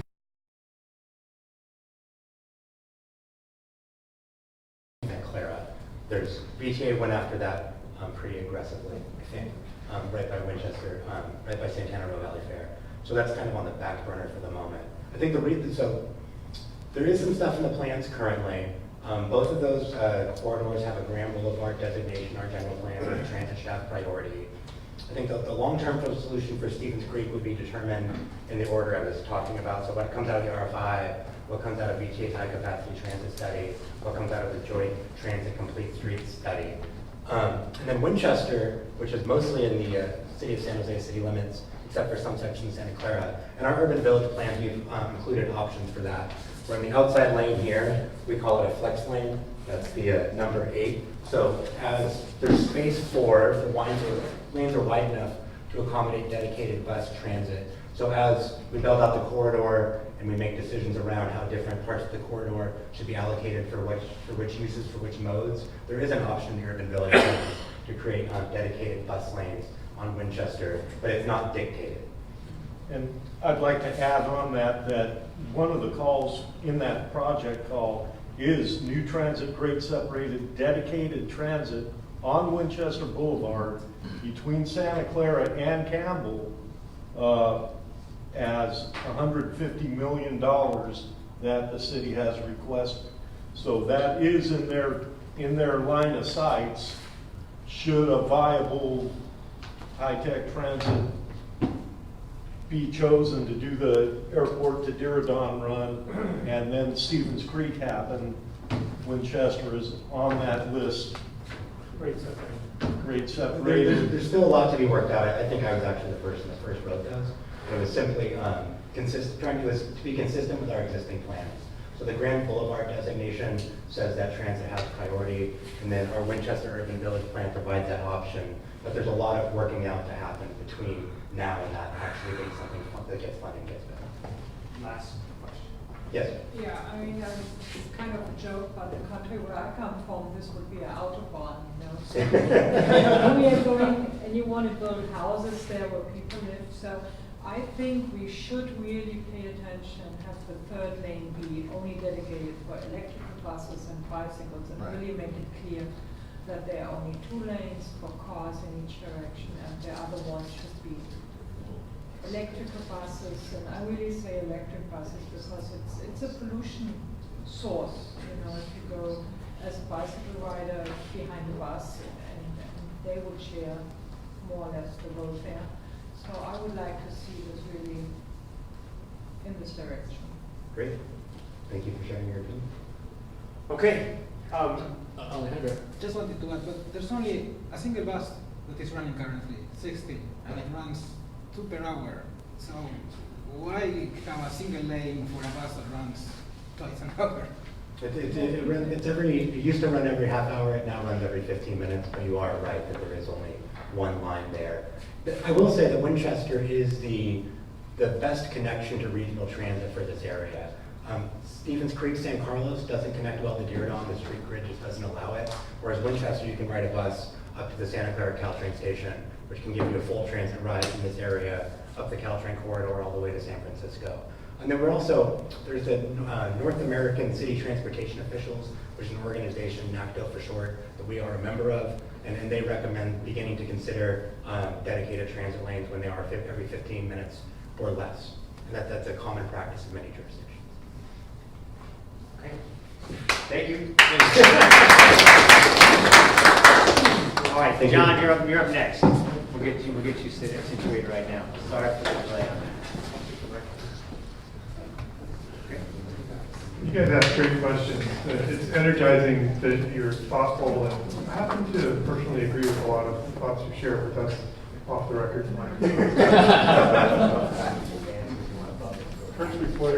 I'm sure I won't remember that, but I guess I quickly. And isn't Doug great? Doug Moody, thank you.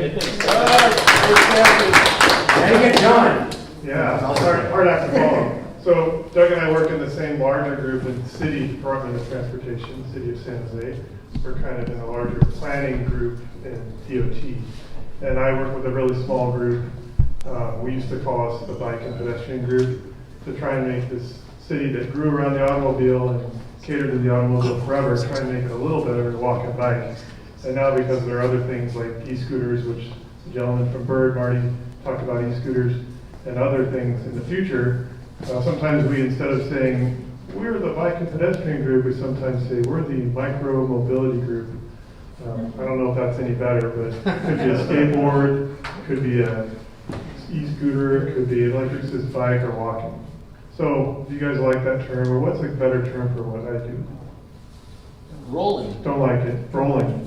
Rolling and walking, right? Rolling. Some people say active transportation. Do you think the e-scooter that you just stand on should be considered active? Which is a rhetorical question. Yeah. Okay, so see if I can figure it. Hey, it worked. You guys live in San Jose, so you know this, but sometimes I do presentations in other groups. And it's helpful to remind us that we're a bigger city, 10th biggest in the U.S., bigger than San Francisco or Oakland. We have one of the highest median household incomes in the whole country. We're really large. San Jose, 180 square miles compared to 47 or 49 in San Francisco. We're not that dense. We have a lot of single family. Comparatively, that's less dense than Oakland or San Francisco, definitely.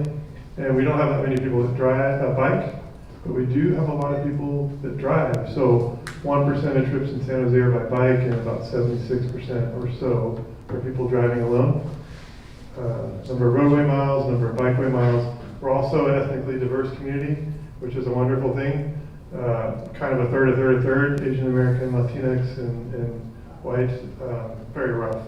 So diversity is power, and it's a great thing. It's also great to not have a majority, I think, but again, should leave out my personal opinions. So real quickly, the people that work with me in my little group, Ryan Smith, he's a San Jose native, got his master's at San Jose State, he's a drummer in a band. He works on bike share stuff, which I'll mention what we're doing with bike share. Also, Peter Bennett, he's from Wisconsin, he works on bike parking. He got his master's degree in urban planning at University of New Orleans. He recently visited Russia, which was a really interesting story to hear him tell. And then Nick Dante, he's from Santa Rosa originally, got his master's at San Jose State, lives in Santa Cruz. I call him a musical omnivore because he plays multiple instruments and likes all kinds of music. And then Arjona Amador, she's originally from Colombia, and she's just finishing her master's. She lives in Palo Alto with her family, and she recently went back to Medellin to finish up some of her thesis work. So that's our group. And what guides the work that we do? A few high-level city policies. One is the city council approved a bike plan almost a decade ago that's getting really old, so we're kind of creating a new one. But that city bike plan, called Bike Plan 2020, said we want 5% of trips in the city to be by bike. Well, you just saw it's only 1% citywide. But in the downtown, it's about 4%, so some areas are better for biking, getting there. We want a 500-mile bikeway network, and we want 5,000 bike parking spaces. We've made good progress on those. I'll talk about in a minute. Another city policy that guides us is the city general plan, which covers all kinds of issues, but also says by 2040 we would like to see 15% of trips by bike, which that's really aggressive. And then we have this newer climate smart plan that has a longer time horizon out to 2050. It says we even want 20% trips by bike. So that's really aspirational. But then again, there are some cities in this world that have 40 to 50% of trips by bike. Have people heard of Vision Zero? We talked about that earlier. It's a city plan. Originally originated in Sweden, but it's basically a plan that says we should not accept traffic deaths, whether it's somebody who's riding a bike or walking or driving a car or taking the bus. That should be unacceptable. We should do more as cities to get to zero, a vision of zero traffic deaths. The term bike there, all micro-modal transportation, scooters, etc. For which one? The term bike. Yeah, it would be scooters would count there. Yeah, that's right. So, by the way, did you know that in San Jose we have, in the last few years, more roadway fatalities than homicides? I believe it. Is that whacked, or what? So we really need to do something about that. So those are high-level policies that guide what we do. So how are we doing on these things? Bike share was one of the things we work on. Have you all seen in downtown and other areas these bikes where you can, with your app or with a credit card, go and check a bike out, ride it around, and return it at another station? How many have seen these bike share systems? Great. So we've had one since 2013. The system changed hands a few times. Lyft now owns it. And we have right now 73 of our stations implemented and operating out of the goal of 83 stations. We should get to 83 by the end of the calendar year. And we're the first city to have hybrid dockless bikes, so you don't have to return it to a station. You can just treat it like these e-scooters and park it out of the way of the pedestrian path and driveways, and get your phone out and say, I'm done with my trip, and it locks. We also have, well, they're temporarily out of service because the operator had some technical issues, but we have electric assist bikes in the bike share fleet, which is great. This stuff is not that interesting, so I'm going to move on unless you guys want to know more about bike share, you can ask me. E-scooters, so they came on the horizon, including Bird, which Marty talked about, represented. They came on Bay Area horizon about a year and a half ago, and they first were seen in San Jose in February 2018. Some cities panicked and said, what the heck are these things? We banned them. They're unusual and unique. We can't have anything unusual and new and different and unique. We banned them. And our leadership said, well, let's take a look and see how they work and see what we have to do. So we kind of studied for a while what was going on, talked to the operators, talked to other cities, looked at best practices, had public workshops, and then decided they could be beneficial if we regulate them in a good way. So in December of 2018, our city council passed a regulatory scheme that said companies like Bird, you can come and operate in our city, but you have to apply for a permit and follow these rules about data sharing and being safe and educating. And so that new permit system is in place. We hired a staff person who is Andrea, who we met a moment ago, who's managing this. We now have 5 companies operating scooters in San Jose, and they're permitted for up to 5,500 scooters. There it is right there. I think there's about 4,000 active now. And we are getting some data from them, and we're having some success with safety, but it's a dynamic new system that we're going to continuously improve, report back to council after a year, and talk about what we need to do to make it an even better system. Has anyone heard of this term that government planners use called communities of concern? Doug, you have it, so unusual. Anyways, that's a government designation that, based on demographics of a variety of types of demographics, they're kind of underserved communities. They might be low income, they might have other factors that make them more communities that are in greater need of help. And they often don't get the attention and resources they need. And so we require the bike share system operators to make sure that at least 20% of their scooters are operating in communities of concern, underserved neighborhoods. A lot of folks can't afford a car, and it's a lot cheaper to get an annual pass for scooters than it is or a bus pass than it is to buy a car. So bike parking doesn't seem that, if you don't bike much, it seems kind of trivial, but when we drive our cars, we're lucky because they're a 4,000-pound box of steel with a lock on it, and there's a spot for us to leave it. So we just drive up in a parking spot, get out, and lock the door, and it's secure. But if you're on your bike, you can't just put the kicks down and walk away because somebody can steal it. So we have all kinds of types of bike parking that we install. I have some request forms if anybody's interested in requesting bike parking. We've recently created a program where we can now go onto private property if the owner is willing, and we'll install bike parking for the private property owner, usually not a single family resident, usually the owner of an old, what we call strip mall, an old shopping center, where it looks like public space, but it's really the shopping center owner owns it, and they don't have bike parking. And so when we get requests, we can now go to that property owner and say, your customers want bike rack here to shop at your shopping center. We'll install it and pay for it if you allow us. Anyway, so we've had some success there, installing lots of public bike parking. I have a flyer I can share if you want to request something there. And then bikeways, which is, as we were saying, we don't necessarily call them bikeways anymore because they're micro-mobility ways or whatever you want to call them. But we have 405 miles installed out of our old bike plan to complete 500 miles. I'll mention a bit in a moment that we're working on creating a new bike plan. But that includes 61 miles of trails. Again, we're from the Department of Transportation. We have this strange separation where trails, because they're all off the street, they're usually on a creek. Our Parks Department builds those, but we coordinate together. This is a description of different types of projects we do. As a lot of the discussion tonight has highlighted, there is often more that we all want to do in the public right-of-way, which is the sidewalk, the street, and then the other sidewalk, than we can fit. So we may all have different opinions about what we ought to do with that public right-of-way. I know as a transportation planner I do, and I know that our city council and my managers do, and have policies that tell us what our priorities are for the public right-of-way. It might be transit, it might be cars, it might be parking, it might be bikeways. But fortunately, we have some policy direction, Doug and I, about, especially on corridors like Winchester and Stevens Creek, that there are some priorities for transit and good quality bikeways. So sometimes we have a road diet where we remove a travel lane to make space for those other things.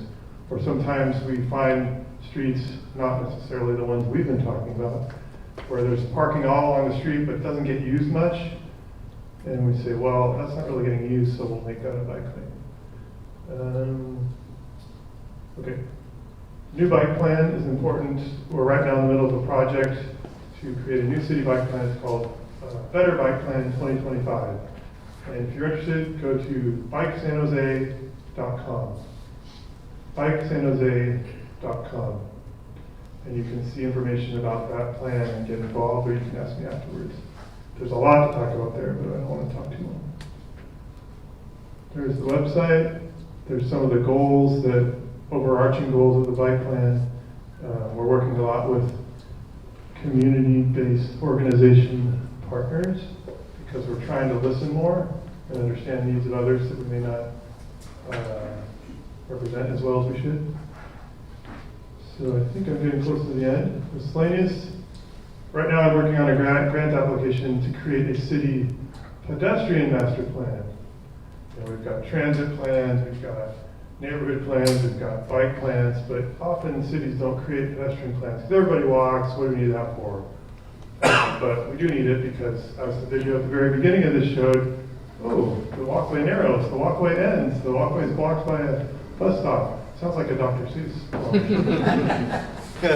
So hopefully we get that grant, and we would be coming back to you guys saying, what do you want to see in the PED plan?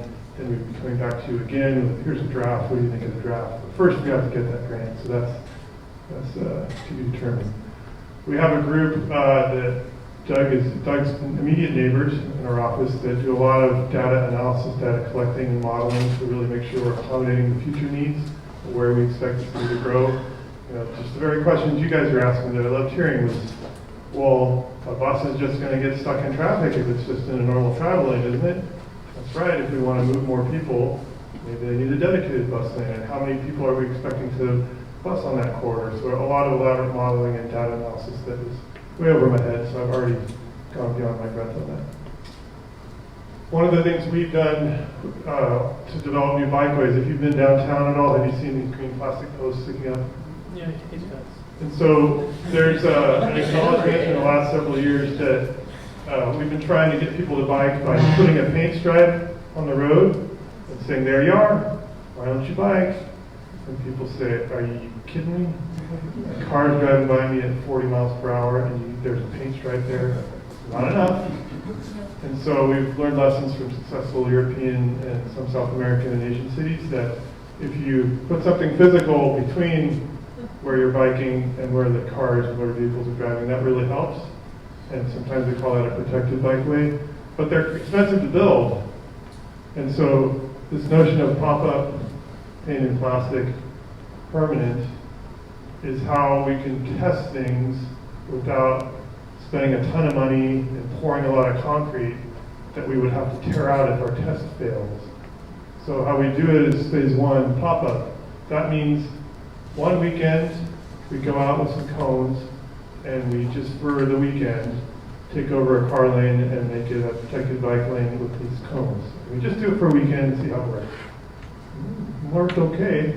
Let's try it a little longer term with something a little more permanent, like those green plastic posts you see downtown now. Those cost more, but if it fails after a year, it's easier to move out those green plastic posts than it is to remove concrete. And so we've been very successful with that middle phase of painted plastic downtown with our Better Bikeways project led by Peter Bennett. And so successful that on San Fernando, we won a $10 million grant to go from painted plastic permanent. So that'll make all kinds of pedestrian improvements, shorten the crossing distances, bulb outs, landscaping, lighting, permanent, beautiful, or not beautiful, but better looking protected bikeways instead of the green post. So that's an important thing, pop up, painted plastic, permanent. We'll be seeing more of that. See, generally, I don't have a particular project in mind in your neighborhood. And that's it. I just have just a quick question on what are you working with Santa Clara? Because one of the things we see, especially here at the NAC, is we overlap jurisdictions. I mean, we have a D1, D6 overlap here. We have a Santa Clara, San Jose overlap, Campbell, San Jose overlap, Caltrans, and yeah, Caltrans in the middle of the freeway. How are you, because I look at Heading and Prune Ridge, and Heading's got a nice, not protected, but striped bike lane, and just runs right into a 4-lane Santa Clara Prune Ridge. Pretty broken. So my question is, what are you doing with Santa Clara to integrate these bikeways? Because I know they just presented their bike master plan. They have zero bike lanes on Stevens Creek, no focus on it at all. And so how are you guys connecting and making this like an area, not just a city? Well, there's a couple ways. One is from a planning level, when I can only speak for San Jose. That's part of my problem is you can only speak for San Jose, but how are you guys mandated to work together so that us, the receivers of the stuff, don't have a broken system? I'm happy to answer, but honestly I can't speak for Santa Clara because I don't work for them. But I have a lot to say, but all right. I can only speak to the Stevens Creek corridor, which there are active efforts for all the jurisdictions trying to work together to plan that corridor. Otherwise, that's all I can say. Your question was basically about Stevens Creek and our efforts currently to coordinate and plan that corridor together. So for the work I do, I was starting to say it's two kind of general ways. One is when we're planning long-term, like creating a new city bike plan. We have different advisory groups. It takes us a year and a half to create a new city bike plan. We have what we call technical advisory groups, TAGs or TACs. And we invite members of each of our neighboring cities to be on the TAC. And we invite them to join us for our periodic meetings. So as we're developing out, we're planning a bikeway on this street, Heading, and that turns into Prune Ridge at the border. Santa Clara, optimistic group. Will you agree that you'll do it too next year? That's the most optimistic. Then it's, will you agree that someday you'll do it? And then the next is, well, will you at least not disagree with the fact that we're going to do it? So, because we can't control them, but we can try and coordinate, and that's at a planning level. And then at a specific project level, when it's usually a year in advance that we're, like right now we're working on 2020 projects in 2019. So when we begin working on it, we'll say, this one's approaching the border of that city. We better contact them now and tell them what we're preliminarily thinking and see if we can coordinate with them. And there are one or two, which I'm forgetting the name of, one of them's Campbell, that we're working with them in that way. But historically it hasn't always happened, and sometimes cities have different visions, but we try and coordinate. So. I can add one more thing. So BTA does lead complete street studies of different corridors that have been successful avenues for us to coordinate with different jurisdictions.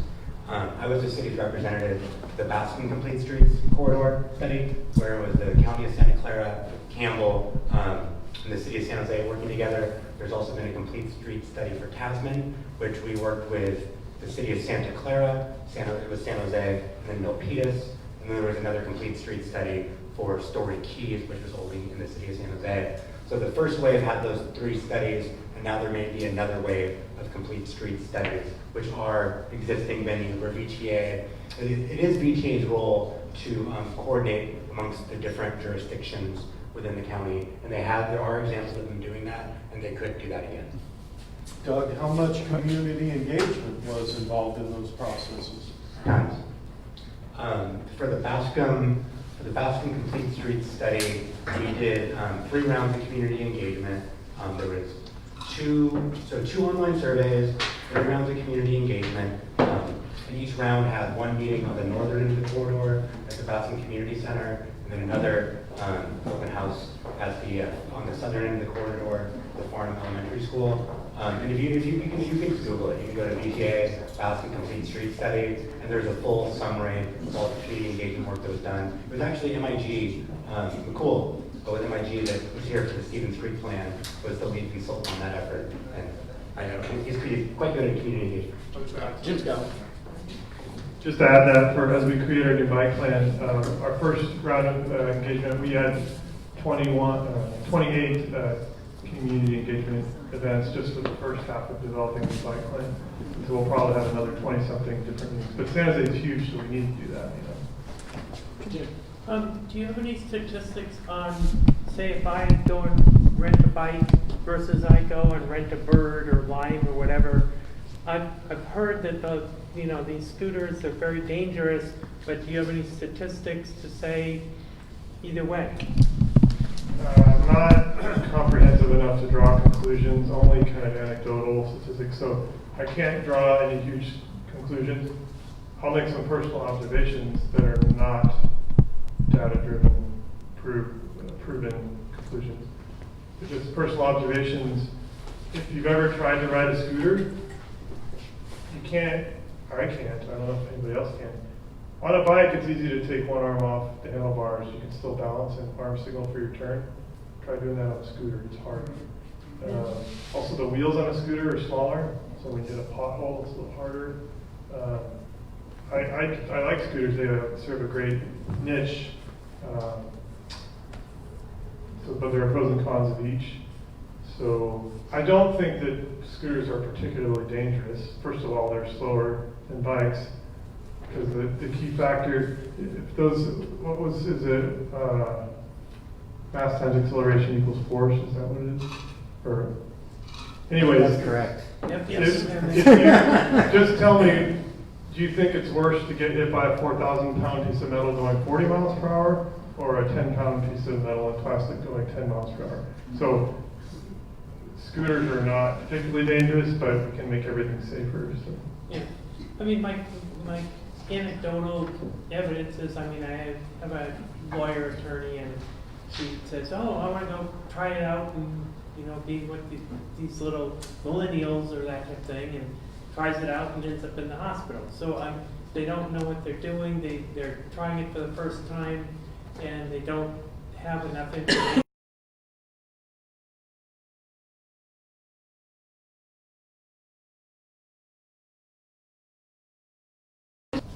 Could be. I mean, we've had 3 million trips in San Jose, and I don't know the exact number of reported collisions involving scooters, but I don't think it's that high. I mean, we have thousands of motor vehicle collisions in the city every year. So, but I don't know the math. I haven't looked at it conclusively to draw conclusions. Couple last question, Bob? Yeah, first of all, I think San Jose's doing a great job on their multimodal transportation planning and so forth. What they're doing with the general plan, with the bike plan and so forth, and some of the things on the street, like I'm really happy to see San Tomas Aquino having a bike lane, because that is the corridor to most travels from this area. So a couple comments. One is, you want to talk about separation, a physical separation of the bike lane. So when you drive down the street, I'm a very active bike rider. When you ride down the street, you see between lanes there's dots. But there's never anything like a dot to separate the bike lane. There's just a piece of paint. So why, when a car rolls into the bike lane, why don't they hit a dot? Generally, Caltrans has found that, are you talking about the reflective dots? Yeah. That those, especially when they're wet, can be a crash factor that when a bike hits those. So they're not used commonly. Caltrans tried using them commonly, and they had.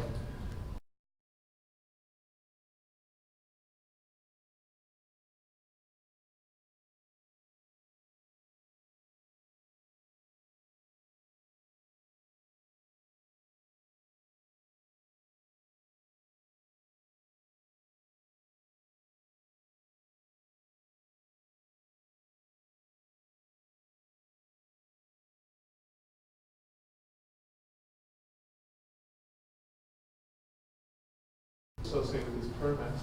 What kind of conditions of approval are there? There are lighting conditions, as far as having a light, tail light, maybe turn signals. What kind of really significant conditions of approval are there for these? Well, those safety requirements are all established by state law. So they have to have a tail light and a headlight if they operate at night. They don't have to have turn signals. They have to have operating brake. So that's all state law, and then we have other requirements about where they can be parked. And how about speed? That is regulated by state law and also by city ordinance. Both state law has a cap, and then our city ordinance has a slightly lower cap. And it took them a while to reprogram them to. My personal experience is that most of them now, they're electronically programmed. The software, they can program it to cap the speed. That's not a problem. But because they have scooters all over the Bay Area and they get shifted around, once in a while I get on one in San Jose and it's going faster than it should. And maybe that's because it was one that they took from San Francisco that doesn't have the low speed limit like San Jose. I think it's 12, if I remember right. Yeah, that's good, because like, you want these 20-mile-an-hour vehicles. Yeah, I think state, don't quote me, I think state is 18 and city is 12. I don't remember exactly, I can get that for you if you want. All right, really quick, Chris. So I believe it is also state law that motorized vehicles, including these electric scooters, are not permitted on sidewalks. It's a vehicle code violation. How does that translate to city policy? What is the city policy on them using sidewalks? And doesn't that, the use of permitted use of those on city sidewalks, doesn't that open the city and thus our tax dollars to liability? Should somebody get injured because... Well, I'm not a lawyer, so I can't speak to that, but I can speak to the fact that under state law, they're not supposed to be ridden on sidewalks. Our mayor realized that and made a bold statement to meet with the CEOs of Lyft and Uber, who are also invested and have scooter companies, and said, I need you guys to get more aggressive to develop technology to not even allow them to function on sidewalks. And so that was a great, they're working really hard at it. The technology is only halfway there. We're hoping that it will get fully there. The scooter companies also have made some decent commitments to try and do education to the public, to get them to get off the sidewalk. So we're only part of the way there. People still scoot on the sidewalk. The other thing that I personally like is that because it's not allowed on sidewalks and we're trying to get them off sidewalks, the best way to get them off sidewalks is to build protected bike lanes. Because the reason people are riding on sidewalks is because they don't feel riding on the street. So it's a kind of a virtuous cycle, is that true? Yeah, thank you. Vicious. Or virtuous? Thank you, John. And we like to keep on time. We're about a couple minutes over. We end at 8:30, so thank you for spending 2 hours of your evening with us and a little more if you had dinner. And just a quick shout out to A Slice of New York, the local worker cooperative in the area that provides pizza. Thanks to Noah. I'm the manager there, but it's an employee-owned, the only employee-owned retail business in Santa Clara County. So again, thank you for tonight. If there's any comments or questions that you have, we're going to post this. All this live stream and is on the website and on our Facebook page. You're welcome to send info@winchesternac.com. Any questions you have, we'll have everybody's contact information. This presentation will go up there as well. So again, thank you and good night. Thanks, Kurt.